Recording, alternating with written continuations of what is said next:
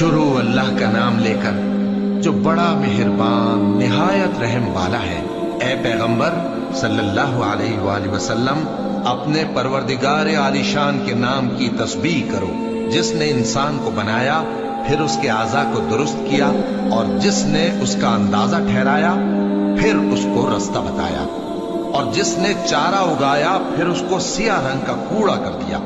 ए नबी सल्लल्लाहु अलैहि वसल्लम, हम तुम्हें पढ़ा देंगे, फिर तुम फरामोश न करोगे, मगर जो अल्लाह चाहे।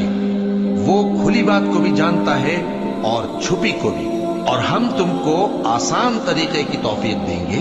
सो जहां तक नसीहत के नाफे होने की उम्मीद हो, नसीहत करते रहो। जो खौफ रखता है वो तो नसीहत हासिल करेगा, और बेखौफ बदबख्त उससे कतराएगा। जो बड़ी तेज आग में दाखिल होगा, फिर वहां न मरेगा और न जिएगा।